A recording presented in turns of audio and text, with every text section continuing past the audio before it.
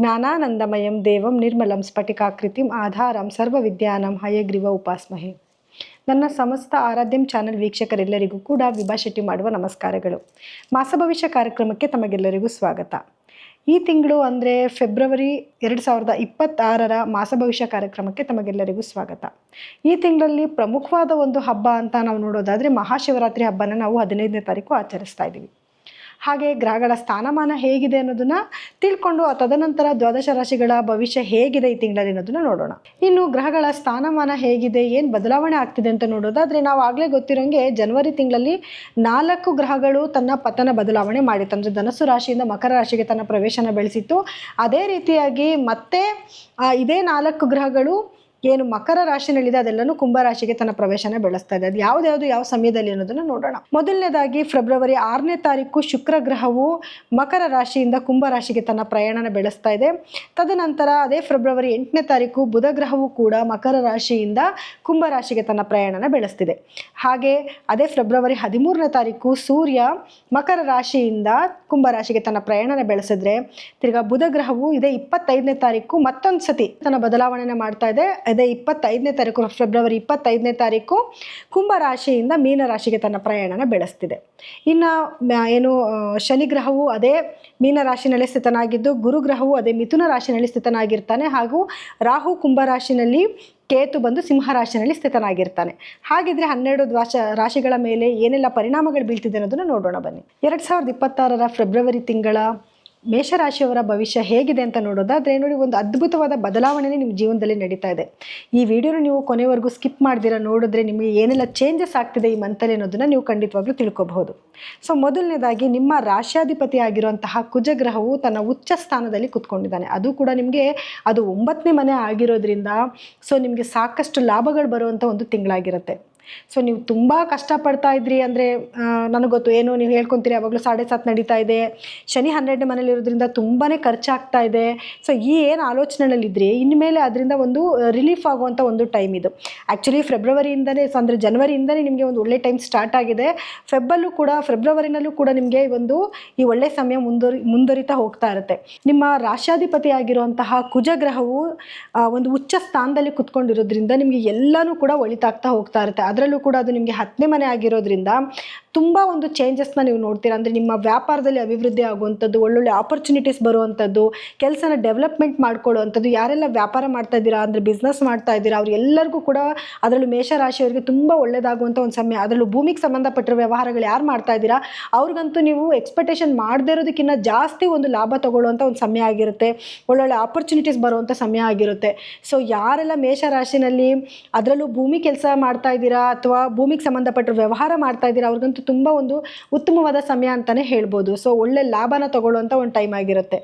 ಹಾಗೆ ಇನ್ನು ಗುರುಗ್ರಹದ ಒಂದು ಸ್ಥಾನ ಅಂತ ನೋಡೋಕೆ ಹೋದಾಗ ನೋಡಿ, ಗುರುಗ್ರಹವು ನಿಮ್ಮ 3ನೇ ಮನೇಲಿ ಸಂಚಾರ ಮಾಡ್ತಾ ಇದ್ರು ಕೂಡ ನಿಮ್ಮ 7ನೇ ಮನೆ ಮೇಲೆ ಗುರುವಿನ ಒಂದು ದೃಷ್ಟಿ ಇರೋದ್ರಿಂದ ಏನಾದರೂ ಪಾರ್ಟ್ನರ್ಶಿಪ್ ಬಿಸ್ನೆಸ್ ಮಾಡ್ತಿದ್ದೀರಾ ಅಂದರೆ ಅದರಲ್ಲಿ ತುಂಬ ನಿಮಗೆ ಸಕ್ಸಸ್ ಆಗುತ್ತೆ.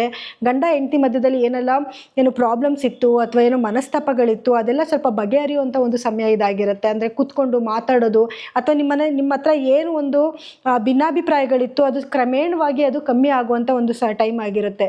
ಮತ್ತು ಯಾರಿಗೆಲ್ಲನೂ ಮದುವೆ ಇನ್ನೂ ಆಗಿಲ್ಲ ಅವ್ರಿಗೆಲ್ಲನೂ ಕಂಕಣ ಬಲ ಕೂಡಿ ಬರುವಂಥ ಒಂದು ಸಮಯ ಆಗಿರುತ್ತೆ. ಯಾಕಂದರೆ ಪ್ರತಿಯೊಬ್ಬರಿಗೂ ಕೂಡ ಅವ್ರ ಜೀವನದಲ್ಲಿ ಇದು ಒಂದು ವಯಸ್ಸಿಗೆ ಬರ್ತಿದ್ದಂಗೆ ಮದುವೆ ಆಗಬೇಕು, ಮುಂದೆ ನಮ್ಮ ಜೀವನ ನೋಡಬೇಕು ಅನ್ನೋದು ಒಂದು ಪ್ರಮುಖವಾದ ಹಂತ ಆಗಿರುತ್ತೆ. ಸೊ ಇದೊಂದು ಒಳ್ಳೆ ಟೈಮ್ ಬಂದಾಗ ಈ ಟೈಮ್ನ ನೀವು ಸದುಪಯೋಗ ಪಡಿಸ್ಕೋಬೇಕು. ಸೊ ನೋಡಿ, ಮೇಷರಾಶಿಯವರೆಲ್ಲ ಅನ್ಕೊತಿರ್ತೀರಾ, ಅಯ್ಯೋ 7.5 ಬಂದಿದೆ, ಏನಪ್ಪ ಇವ್ರು ಈ ಥರ ಹೇಳ್ಬಿಟ್ರು ಅಂತ ನೀವು ಅನ್ಕೊತಿರ್ತೀರ ಅಷ್ಟೇ. ಆದರೆ ಒಂದು ಒಳ್ಳೆ ಟೈಮ್ ಬಂದಿದೆ ನಿಮಗೆ. ಶನಿ 12ನೇ ಮನೇಲಿ ಇರ್ಬೋದು, ಅದಕ್ಕಾದ ಖರ್ಚು ಆಗ್ತಿದ್ರು ಕೂಡ ಟೈಮ್ ಚೆನ್ನಾಗಿದೆ, ನಿಮ್ಗೆ ಅಷ್ಟೇ ರೀತಿಯಲ್ಲಿ ಸಂಪಾದನೆ ಆಗ್ತಿದೆ. ಅದನ್ನು ಕರೆಕ್ಟಾಗಿ ನೀವು ಪ್ಲಾನ್ ಮಾಡ್ಕೊಂಡು ಹೋಗ್ಬಿಟ್ರೆ ಅದನ್ನು ಉಳಿತಾಯ ಮಾಡೋಕ್ಕೂ ಕೂಡ ಒಂದು ಒಳ್ಳೆ ದಾರಿ ಸಿಕ್ಬಿಡುತ್ತೆ ನಿಮಗೆ. ಸೊ ಹಾಗಾಗಿ ನೋಡಿ, ನಿಮಗೆ ನಿಮ್ಮ ಸ್ನೇಹಿತರಿಂದನೂ ಕೂಡ ನಿಮಗೆ ಒಳ್ಳೆ ಸಹಾಯ ಆಗುತ್ತೆ. ಅಥವಾ ನೀವೇನಾದ್ರು ತಪ್ಪು ದಾರಿಲಿ ಹೋಗ್ತಿದ್ರೆ ಅವರಿಂದ ನಿಮಗೆ ಅವ್ರು ಹೇಳ್ಕೊಡ್ತಾರೆ, ಹಿಂಗೆ ಮಾಡಬೇಡ, ಇನ್ನೊಂದು ಥರ ಮೀನ್ಸ್ ಒಳ್ಳೆ ಕೆಲಸಗಳನ್ನ ಮಾಡು ಅನ್ನೋದು ನಿಮಗೆ ಒಂದು ಗೈಡೆನ್ಸ್ ಕೂಡ ಸಿಗುವಂಥ ಒಂದು ಟೈಮ್ ಆಗಿರುತ್ತೆ. ಅಥವಾ ನಿಮ್ಗಿಂತ ಚಿಕ್ಕವ್ರು ಯಾರು ಇರ್ತಾರೆ ಅಂದರೆ ನಿಮ್ಮ ಸಿಬ್ಲಿಂಗ್ಸ್ ಯಾರು ಚಿಕ್ಕವ್ರು ಇರ್ತಾರೆ ಅವರಿಂದನೂ ಕೂಡ ನಿಮಗೆ ಸಹಾಯ ಆಗುತ್ತೆ ಅಥವಾ ಅವರಿಂದ ಒಳ್ಳೆ ಗೈಡೆನ್ಸ್ ಸಿಗುವಂಥ ಒಂದು ಟೈಮ್ ಆಗಿರುತ್ತೆ. ಸೊ ಮೇಷರಾಶಿಯವರು ಇದನ್ನೆಲ್ಲನೂ ಕೂಡ ಉಪಯೋಗ ಮಾಡ್ಕೊ ಮಾಡ್ಕೋಬೇಕು. ಹಾಗೆ ನಿಮ್ಮ ನೋಡಿ 5ನೇ ಮನೆಯಲ್ಲಿ ಒಂದು ಕೇತುವಿನ ಸಂಚಾರ ಇರೋದ್ರಿಂದ ಸ್ವಲ್ಪ ನಿಮ್ಮ ಮಕ್ಕಳ ಆರೋಗ್ಯದಲ್ಲಿ ಸ್ವಲ್ಪ ಏರುಪೇರಾಗುತ್ತೆ, ಅಥವಾ ಬಾಯಿಗೆ ಸಂಬಂಧಪಟ್ಟಿರುವಂಥ ಕೆಲವೊಂದು ಸಮಸ್ಯೆಗಳು ಉಳ್ಕಲ್ಲಾಗಿರ್ಬೋದು, ಅಥವಾ ಥ್ರೋಟ್ ಇನ್ಫೆಕ್ಷನ್ ಆಗುವಂಥದ್ದು, ಬಾಯಲ್ಲಿ ಏನಾದರೂ ಇನ್ಫೆಕ್ಷನ್ ಆಗೋದು, ಸೊ ಈ ಥರದ್ದು ನಿಮ್ಗೆ ಆಗ್ತಾನೆ ಇರುತ್ತೆ. ಸೊ ಅದನ್ನು ಸ್ವಲ್ಪ ನೀವು ಗಮನ ಕೊಡಬೇಕು. ಅಂದರೆ ಸ್ವಲ್ಪ ಕಾಣಿಸ್ಕೊಂಡಿದ್ದ ತಕ್ಷಣ ಡಾಕ್ಟ್ರ್ ಹತ್ರ ಹೋಗೋದು, ಪ್ರಿಕಾಷನ್ ತೊಗೊಳ್ಳೋದು ಮಾಡ್ಕೊಳ್ಳೋದ್ರಿಂದ ನೀವು ಆ ಸಮಸ್ಯೆಯಿಂದ ಖಂಡಿತವಾಗ್ಲೂ ಈಚೆ ಬರ್ಬೋದು. ಇನ್ನು ಎಲ್ಲ ಗ್ರಹಗಳು, ಪ್ರಮುಖವಾದ ಕೆಲವು ಗ್ರಹಗಳು ನಿಮ್ಮ 10ನೇ ಮನೆಯಲ್ಲಿ ಸಂಚಾರ ಮಾಡ್ತಾ ಇರೋದ್ರಿಂದ ನೋಡಿ, ಈ ತಿಂಗಳ ಅರ್ಧ ತಿಂಗಳು ನಿಮ್ಮ 10ನೇ ಮನೆಯಲ್ಲಿ ಸಂಚಾರ ಮಾಡಿ ತದನಂತರ 11ನೇ ಮನೆಗೆ ಸಂಚಾರನ ಬೆಳೆಸ್ತಾರೆ. ಆವಾಗೂ ಅಷ್ಟೇ ನಿಮಗೆ ತುಂಬ ಅದ್ಭುತವಾದ ಒಂದು ಸಮಯ ಆಗಿರುತ್ತೆ. ಯಾಕೆಂದರೆ 11ನೇ ಮನೆ ಅನ್ನೋದೇ ಒಂದು ಭಾಗ್ಯಸ್ಥಾನ ಆಗಿರೋದ್ರಿಂದ ನೀವು ಏನು ಕೆಲಸ ಮಾಡ್ತಿದ್ರು ಕೂಡ ಅದರಲ್ಲೆಲ್ಲ ಸಕ್ಸಸ್ ತಂದುಕೊಡ್ತಾನೆ. ಹಾಗೆ ನಿಮಗೇನೋ ತುಂಬ ದಿನಗಳಿಂದ ಹಣ ಬರೋದಿರುತ್ತೆ, ತುಂಬ ಸ್ಟಕ್ ಆಗಿರುತ್ತೆ, ನೀವು ಅದ್ರ ಬಗ್ಗೆ ಸ್ವಲ್ಪ ಏನು ಯೋಚನೆ ಮಾಡ್ತಾ ಇರ್ತೀರಾ, ಅದೆಲ್ಲದಕ್ಕೂ ಒಂದು ರಿಲೀಫ್ ಸಿಗುವಂಥ ಒಂದು ಟೈಮ್ ಆಗಿರುತ್ತೆ. ಸೊ ಆ ಹಣ ನಿಮ್ಮ ಕೈಗೆ ಬಂದು ಸೇರುತ್ತೆ. ಸೊ ಇದರಿಂದ ಒಂದು ಸ್ವಲ್ಪ ನಿಮಗೆ ಕೆಲಸಗಳು ಮಾಡೋಕ್ಕೂ ಕೂಡ ನಿಮಗೆ ಉತ್ತೇಜನ ಸಿಕ್ಕುತ್ತೆ. ಸ್ವಲ್ಪ ಮನೆಯಲ್ಲಿ ಒಳ್ಳೆ ವಾತಾವರಣ, ಖುಷಿಯಾದ ವಾತಾವರಣ ಇರುತ್ತೆ. ಹಾಗೆ ಒಂದು ಒಳ್ಳೊಳ್ಳೆ ಕೆಲಸಗಳನ್ನ ಮಾಡುವಂಥದ್ದು, ಮಂಗಳ ಕಾರ್ಯಗಳನ್ನ ಮಾಡೋದು, ಅಂದರೆ ನೀವು ಸೈಟ್ ತೊಗೊಬೇಕು ಅಂದ್ಕೊಂಡಿದ್ರೆ, ಅಥವಾ ಮನೆ ಕಟ್ಟಬೇಕು ಅಂದ್ಕೊಂಡಿದ್ರೆ, ಮನೆಯಲ್ಲಿ ಏನಾದರೂ ನೀವು ರಿನೋವೇಟ್ ಮಾಡಿಸ್ಬೇಕು ಅಂದ್ಕೊಂಡಿದ್ರೆ, ಅಥವಾ ಮನೆಯಲ್ಲಿ ಮದುವೆ ಕಾರ್ಯಗಳಾಗಿರ್ಬೋದು, ಗೃಹ ಪ್ರವೇಶ ಆಗಿರ್ಬೋದು, ಈ ಎಲ್ಲ ಮಂಗಳ ಕಾರ್ಯಗಳನ್ನ ನಡೆಸುವಂಥ ಒಂದು ಟೈಮ್ ಇದಾಗಿರುತ್ತೆ. ಅಂದರೆ ನೀವು ಮಾಡಿರೋ ಕೆಲಸಕ್ಕೂ ಕೂಡ ತಕ್ಕ ಪ್ರತಿಫಲ ಸಿಗುವಂಥ ಒಂದು ಟೈಮ್ ಇದು. ಹಾಗೆ ಇನ್ನು ನಿಮಗೆ ಶನಿ ಗ್ರಹ ಬಂದು 12ನೇ ಮನೇಲಿ ಕೂತಿರೋದ್ರಿಂದ ಒಂದು ಸ್ವಲ್ಪ ಖರ್ಚು ಜಾಸ್ತಿ ಆಗುತ್ತೆ. ಈಗ ನಾನು ಹೇಳಿದೆ, ಗೃಹ ಪ್ರವೇಶ ಮಾಡ್ತೀರಾ, ಅಥವಾ ಸೈಟ್ ತೊಗೊತೀರಾ, ಅಥವಾ ಇನ್ನೊಂದು ಏನೇನು, ಎಲ್ಲದಕ್ಕೂ ಕೂಡ ದುಡ್ಡಿನ ಅವಶ್ಯಕತೆ ಇರುತ್ತೆ. ಅಂದರೆ ನೀವು ಅದನ್ನು ನಿಯಮಿತವಾಗಿ ಒಂದು ಪ್ಲ್ಯಾನ್ ಮಾಡ್ಕೊಂಡು ಹೋದರೆ ಅಧಿಕವಾದ ಖರ್ಚಾಗೋದನ್ನು ನೀವು ತಪ್ಪಿಸ್ಬೋದು. ಆದರೆ ಅನಿರೀಕ್ಷಿತವಾದ ಖರ್ಚುಗಳನ್ನ ನಾವೇನು ಮಾಡೋಕ್ಕಾಗಲ್ಲ. ಅಂದರೆ ಏನು ಆರೋಗ್ಯದ ಸಮಸ್ಯೆಗಳಿಂದ ಏನಾದರೂ ಅಧಿಕವಾದ ಖರ್ಚು ಬರುವಂಥ, ಅನಿರೀಕ್ಷಿತವಾದ ಖರ್ಚು ಬರುವಂಥದ್ದು, ಮನೇಲಿ ಯಾರಿಗಾದರೂ ಆರೋಗ್ಯ ಕೆಡುವಂಥದ್ದು, ಅಥವಾ ನಿಮಗೆ ಆರೋಗ್ಯದಲ್ಲಿ ಸ್ವಲ್ಪ ಏರುಪೇರಾಗಿ ಅದಕ್ಕೋಸ್ಕರ ಸ್ವಲ್ಪ ನೀವು ಸ್ಪೆಂಡ್ ಮಾಡಲೇಬೇಕಾಗಿ ಬರುತ್ತೆ. ಸೊ ಇದು ಒಂದು ಬಿಟ್ಟರೆ ಮೇಷರಾಶಿಯವರಿಗೆ ಎಲ್ಲ ರೀತಿಯೂ ಒಂದು ಶುಭವಾದ ಟೈಮ್. ಮನೆಯಲ್ಲಿ ವಾತಾವರಣ ಚೆನ್ನಾಗಿರುತ್ತೆ, ಮನೆ ಮಂದಿ ಜೊತೆಯಲ್ಲಿ ನೀವು ಒಂದು ಒಳ್ಳೆ ವಾತಾವರಣ ಕ್ರಿಯೇಟ್ ಆಗುತ್ತೆ, ನಿಮ್ಮ ಸಿಬ್ಲಿಂಗ್ಸ್ ಜೊತೆಯಲ್ಲಿ ಚೆನ್ನಾಗಿರ್ತೀರಾ, ಫ್ರೆಂಡ್ಸ್ ಜೊತೆಯಲ್ಲಿ ಚೆನ್ನಾಗಿರ್ತೀರಾ, ವ್ಯಾಪಾರದಲ್ಲಿ ಅಭಿವೃದ್ಧಿ ಆಗ್ತಾ ಇದೆ. ಆದರೆ ಏನು ಗೊತ್ತಾ, ಸ್ವಲ್ಪ ನೀವು ನಾನತ್ವ ಅನ್ನೋದನ್ನು ಸ್ವಲ್ಪ ಕಮ್ಮಿ ಮಾಡ್ಕೋಬೇಕಂದ್ರೆ ಇದೆಲ್ಲ ಸಿಕ್ಕಿದಾಗ ಒಬ್ಬ ಮನುಷ್ಯನಿಗೆ ಸ್ವಲ್ಪ ಅಹಂ ಬರುತ್ತೆ. ಅಂದರೆ ಮಾತಾಡೋದ್ರಲ್ಲಿ ಸ್ವಲ್ಪ ಆ್ಯಟಿಟ್ಯೂಡ್ ಜಾಸ್ತಿ ಆಗೋದು, ಇದೆಲ್ಲನೂ ಆಗುತ್ತೆ. ಅದು ಸ್ವಲ್ಪ ನೀವು ಕಂಟ್ರೋಲ್ ಮಾಡ್ಕೊಬೇಕು, ಸ್ವಲ್ಪ ತಾಳ್ಮೆಯಿಂದ ಮಾತಾಡೋದು. ಯಾಕೆ ಅಂತಂದರೆ ಇವಾಗ ನೋಡಿ, ವರ್ಕ್ ಪ್ರೆಷರ್ ಜಾಸ್ತಿ ಆಯಿತು, ನಿಮಗೆ ಕೆಲಸ ಜಾಸ್ತಿ ಬರ್ತಾ ಇದೆ, ಕೆಲಸ ಜಾಸ್ತಿ ಮಾಡ್ತಿದ್ದೀರಾ, ಅದಕ್ಕೆ ಸಂಪಾದನೆ ಆಗ್ತಾ ಇದೆ, ಅದನ್ನು ಉಳಿತಾಯ ಮಾಡೋದಕ್ಕೂ ಕೂಡ ಒಂದು ಪ್ಲ್ಯಾನ್ ಮಾಡ್ಕೊತಿದ್ರೆ, ನೀವು ಈ ಪ್ರೆಷರಲ್ಲಿ ಇರೋದ್ರಿಂದ ಏನಾಗುತ್ತೆ, ಸ್ವಲ್ಪ ಮನೆ ಕಡೆ ಗಮನ ಕೊಡದೇ ಇರೋದು, ಅಥವಾ ನಿಮ್ಮ ಕೋಪ ತಡ್ಕೊಳಕ್ಕಾಗ್ದಿರಾ, ಅಥವಾ ನಿಮಗೆ ಏನು ರೆಸ್ಟ್ ಇಲ್ಲದೆ ಇರೋದ್ರಿಂದ ಇನ್ನೊಬ್ಬರ ಮೇಲೆ ರೇಗಾಡೋದು, ಈ ರೀತಿ ಆಗುತ್ತೆ. ಅದನ್ನು ಸ್ವಲ್ಪ ನೀವು ಕಂಟ್ರೋಲ್ ಮಾಡ್ಕೊಂಡ್ಬಿಟ್ರೆ ಈ ತಿಂಗಳಲ್ಲಿ ನೋಡಿ ಬಂದಿರೋ ಅವಕಾಶನ ಖಂಡಿತವಾಗ್ಲೂ ನೀವು ಸದುಪಯೋಗ ಪಡಿಸ್ಕೋಬಹುದು. ಇನ್ನು ಪರಿಹಾರವಾಗಿ ನೀವೇನು ಮಾಡ್ಕೋಬೇಕು ಅಂತ ನೋಡೋದಾದರೆ ನೋಡಿ, ಮೊದಲನೇದಾಗಿ ಶನಿ ಗ್ರಹ ನಿಮ್ಮ 12ನೇ ಮನೆಯಲ್ಲಿ ಸಂಚಾರ ಮಾಡ್ತಾ ಇರೋದ್ರಿಂದ ನಿಮ್ಮ ಕೈ ಸಾಧ್ಯ ಆದಷ್ಟು ಸ್ವಲ್ಪ ದಾನ ಧರ್ಮನ ಮಾಡ್ಕೊಂಡು ಬನ್ನಿ. ನೀವು ಮಾಡ್ತಿರೋ ಕೆಲಸದಲ್ಲಿ ಸ್ವಲ್ಪ ನಿಯತ್ತಾಗಿ ಕೆಲಸ ಮಾಡಿ.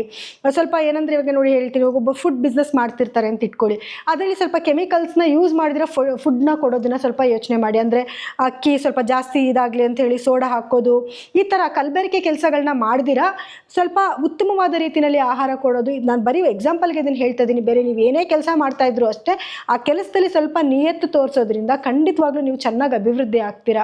ಹಾಗೆ ನಿಮ್ಮ ಕೈ ಕೆಳಗಡೆ ಕೆಲಸ ಮಾಡ್ತಿರೋನ್ನ ಸ್ವಲ್ಪ ಪ್ರೀತಿ ವಿಶ್ವಾಸದಿಂದ ಮಾತಾಡಿಸಿ, ಅದರಿಂದನೂ ಕೂಡ ನಿಮಗೆ ಅಭಿವೃದ್ಧಿ ಸಿಗುತ್ತೆ. ನಿಮ್ಮ ಕೈ ಸಾಧ್ಯ ಆದಷ್ಟು ಬಡವರಿಗೆ ಸ್ವಲ್ಪ ದಾನ ಧರ್ಮನ ಮಾಡಿ. ಪ್ರತಿದಿನ ಸಾಯಂಕಾಲದಲ್ಲಿ ನಿಮ್ಮ ಮನೆಯ ಬಾಗಿಲಲ್ಲಿ 2 ದೀಪನ ಹಚ್ಚೋದ್ರಿಂದನೂ ಕೂಡ ನಿಮ್ಗೇನಾದರೂ ನೆಗೆಟಿವಿಟಿ ಆಗ್ತಿದ್ರೆ ಕೂಡ ಅದನ್ನು ನೀವು ತಪ್ಪಿಸ್ಕೊಬಹುದು. ಹಾಗೆ ಕುಜಗ್ರಹ ತುಂಬ ಚೆನ್ನಾಗಿರೋದ್ರಿಂದ ನಿಮಗೆ ಕುಜಗ್ರಹದ ಒಂದು ದೇವಸ್ಥಾನ, ಅಂದರೆ ಮೀನ್ಸ್ ಏನು ಸುಬ್ರಹ್ಮಣ್ಯ ಸ್ವಾಮಿ ದೇವಸ್ಥಾನಕ್ಕೆ ಹೋಗೋದು, ಅಥವಾ ಆಂಜನೇಯ ಸ್ವಾಮಿ ದೇವಸ್ಥಾನಕ್ಕೆ ಮಂಗಳವಾರ ದಿವಸನೇ ಹೋಗಿ ಒಂದು 10 ನಿಮಿಷ ಕೂತ್ಕೊಂಡು ಪ್ರೇಯರ್ ಮಾಡಿ ಬನ್ನಿ, ಅಥವಾ ನಿಮ್ಮ ಹೆಸರಲ್ಲಿ ಒಂದು ಅರ್ಚನೆ ಮಾಡಿಸ್ಕೊಂಡು ಬನ್ನಿ. ಅದು ಇನ್ನಷ್ಟು ನಿಮಗೆ ಅಭಿವೃದ್ಧಿನ ಕೊಡುತ್ತೆ. ಇನ್ನು ಇಲ್ಲಿವರೆಗೂ ಹೇಳಿರೋಂಥ ಫಲಗಳು ಸಾಮಾನ್ಯ ಫಲಗಳಾಗಿದ್ದು, ನಿಮ್ಮ ವೈಯಕ್ತಿಕ ಜಾತಕನ ಒಮ್ಮೆ ಪರಿಶೀಲನೆ ಮಾಡಿಸ್ಕೊಳ್ಳೋದು ತುಂಬ ಒಳ್ಳೆಯದು ಅಂತ ಹೇಳ್ಬೋದು. ಯಾಕೆ ಅಂತಂದರೆ ನೋಡಿ, ಇವಾಗ ನಾವೇನು ಪ್ರೆಸೆಂಟ್ ಟ್ರಾನ್ಸಿಟ್ ಅಂದರೆ ಈಗ ನಡೀತಿರೋಂಥ ಗ್ರಹಗತಿಗಳ ಮೇಲೆ ಫಲಗಳನ್ನ ನಾವು ಹೇಳಿದ್ದೀವಿ.